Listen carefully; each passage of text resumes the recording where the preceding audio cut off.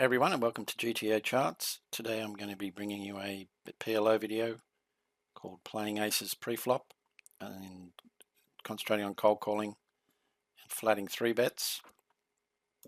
And when we get aces in PLO, we're all excited, obviously, and it's sometimes not a good idea just to click the mash button and 3-bet, 4-bet, 5-bet, get it in.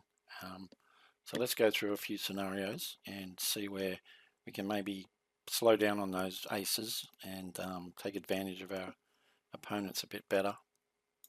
A shout out to our sponsor, PLO Genius. I'm going to be using their excellent PLO Genius software to check out the pre-flop situations, and of course GTO Poker Charts, which is myself. So first of all, we will look at how we're going to set this up in PLO Genius, and we're going to just concentrate on PLO 4 cards, short-handed, not heads up, 100 big blinds, and low stakes. So that's what we are looking at, and let's move on to the first scenario that I want to have a look at. Cold calling. So cold calling when someone's raised in front of you and you're next to act. And what should you do? Obviously you get aces. You want to 3-bet them, which is the right thing to do most of the time. But let's have a closer look. Okay, the first situation I'm going to have a look at is MP versus under the gun. Now, the orange here means that is your position. So we are in middle position and under the gun opens in front of us, and we wake up with ace, ace, XX.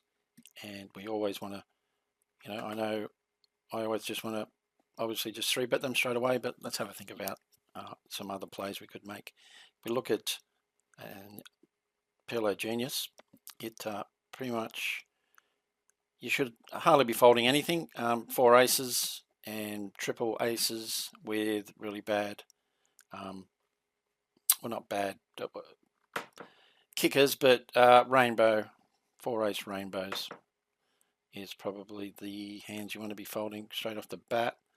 And then what we can call with, and it seems to be like 10%, and we're going to raise 90%.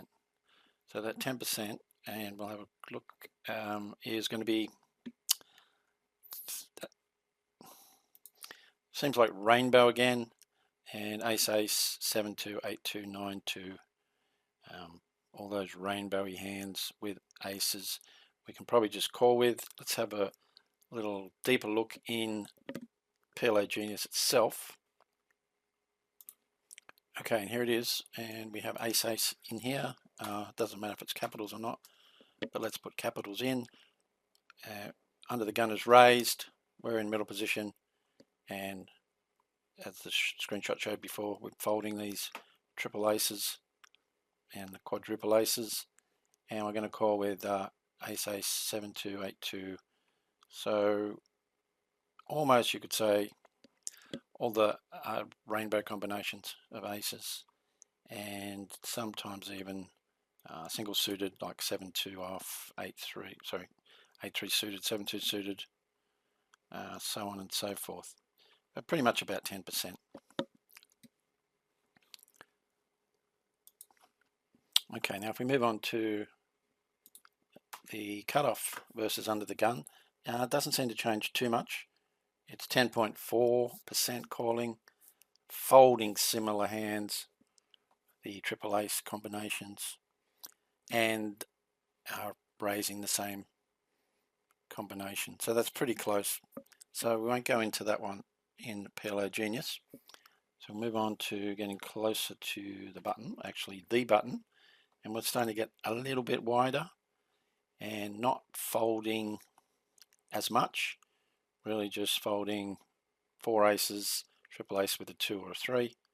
So you could almost say not never folding anything. On the rare occasion, it could be even be argued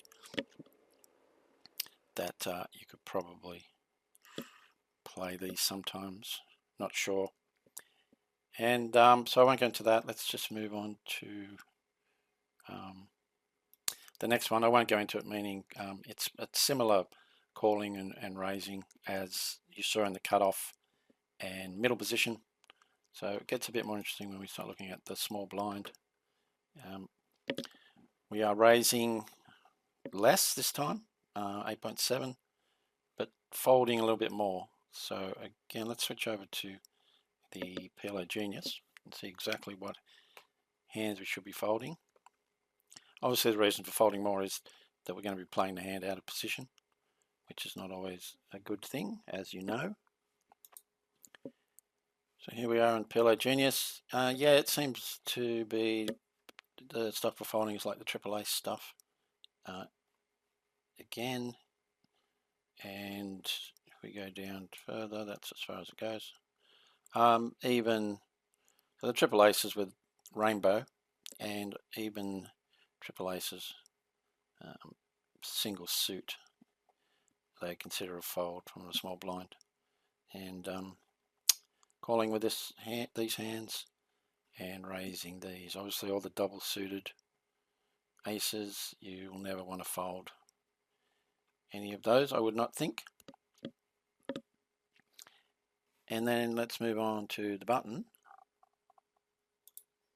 Sorry, I meant to say let's move on to the big blind versus under the gun raise. Again, remember this is you in the big blind, under the gun is raised. You have ace, ace, XX, and interestingly, there is a lot more calling going on.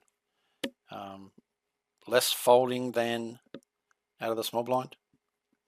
And again, the triple aces seem to be the hands that get folded mostly. And let's go and look a bit deeper at this 31% in PLO Genius. Okay, here we are, and there is our 31%, as we saw in the slide. And obviously ace, ace, rainbow are going to be a lot of the calling hands, but there's going to be a lot more in this if we go down way to the bottom. And even good stuff like triple suited ace, ace, 10, 6 is a call. And again, I would hazard a guess that you would never ever fold, sorry, never call with any ace, ace double suited. Just to check that, we can actually put it in the filter here. We go ace, ace, and XX, Y, and that's correct. You're going to raise from the big blind 100% with any ace, ace double suited. Okay, so that's all pretty interesting. Now let's have a look at another situation when we have aces and we're 3-bet and we're in position. So in that scenario, we could be, let's just going to look at button versus big blind because there's too many scenarios to look at. Now, interestingly enough, when we plug it all into PLO Genius, it comes back with you never fold, or never even call, and we raise 100%. And it doesn't change, well, it changes when you get deeper. So I'll go to the next slide, and we'll go to PLO Genius in a moment. And this is at 150 big blinds. If you get 3-bet out of the big blind and you're on the button and you have ace, ace, fold your 4 aces, calling with 40% of hands, which is a huge difference to 100 big blinds. I would argue that at 100 big blinds, there is stuff you should probably call depending on your opponent. But let's go over to the PLO Genius and see if we can work out why this is. Okay, so firstly, we're just going to have to change the settings here. So just click on the top left corner, and instead of 100 big blinds, you choose 150. Now, for 100 big blinds, we do have the option of also going low stakes, mid stakes, and high stakes. But for 150, you notice there's only high stakes. I'm sure that is going to change in the future, and there'll be more of a selection to choose from, but that seems fine. So let's choose that. And our scenario was button versus big blind, so we're on the button and the big blind 3 bets. So that folds, we're on the button, we raise it up, small blind folds, and big blind now throws in a 3 bet back to us on the button, and as you can see, it lines up with our slide. And I'm interested to see what sort of hands we should be calling with. Again, we fold the 4 aces, calling with hands like obviously the ace rainbow, but down the bottom, let's get down the bottom-ish, and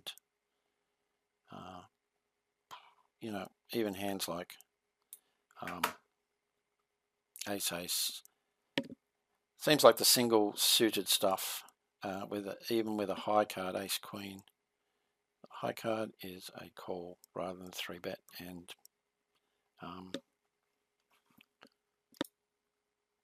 another reason is depending on who you're against. If the player in the big blind is 3 betting wide, then flatting aces is another good reason to do that. So there's a few reasons why you should flat aces, which I'll summarize at the end. Okay, we're back here on our PowerPoint slide, and we're going to move on to the next scenario, which is when you are 3 bet out of position and you have aces. And can you have a guess what the play is? It is almost always to 4 bet 100%. And the reason for this is I have here, so it's 4 bet 100% except these 4 aces, which occasionally pop up. I've had them a few times. So most of the power inflating the aces comes from positional advantage. If that doesn't exist, it makes more sense to push your equity advantage as soon as you can. Okay, so that makes a ton of sense to me. Okay, now we're going to look at the key takeaways. Unfortunately, I had a nice presentation here that made all these things come up individually, and when I videoed it, they just didn't seem to show. So I've just got it here, all the info straight in front of you from the get-go. Would have been better if it just came up one by one, but let's go with it anyway. So key takeaways, cold calling in position. So remember, we're talking about under the gun mostly. So when under the gun opens and we're in middle position and we have ace, we should be cold calling about 10% of the time, and that starts to get wider the closer we get to the button, and when we're on the button, about 12% cold calling. And the type of hands are the ace rainbow hands, are pretty much what you should be cold calling with. Now when you get to out of position, meaning you're in the small blind, the big blind, and under the gun has opened and you have ace, you start to cold call a bit wider. Small blind was about 8% from memory, but especially from the big blind, that's what you should take note of. You should be cold calling about 30% and start to throw in hands, even hands like ace, king, 9, single suited, and some of the triple suited stuff here. There's a lot more here, I'm just not showing it. Then we start to talk about versus 3 bets in position, so, and just pertaining to the scenario of button versus big blind. Now interestingly enough, at 100 big blinds, the strategy is to 4 bet 100%. Now the case could be made, depending on your opponent, to flat sometimes, especially if you're a maniac in the big blind who's been 3 betting you all day. Then we had a look at 150 big blind stacks, and it's flatting at 40%, the solver, which is interesting. So it's only 50 BB difference, but you definitely widen your flatting range there and include, I'd like to say, similar hands that you were cold calling out of position, but a little bit wider. And of course, finally we come to when you are 3-bet out of position. It's pretty easy play. We 4-bet 100% of the time, and the reason being is that most of the power in flatting aces comes from positional advantage. And if that doesn't exist, it makes more sense to push your equity advantage as soon as you can. Okay, so I hope you enjoyed this video. I enjoyed making it, and don't forget to check out the links below. 20% off PLO Genius. Great product. It's only going to get better, so you get in early. If you get an annual subscription, you're locked in for all the upcoming updates, which will include post-flop. And it's, in my humble opinion, well, it's not only my opinion, but a lot of people's opinion, it's the cheapest PLO solver out there. It's only going to continue to get better. Get on board early. And hope you enjoyed it, as I said, and talk to you soon.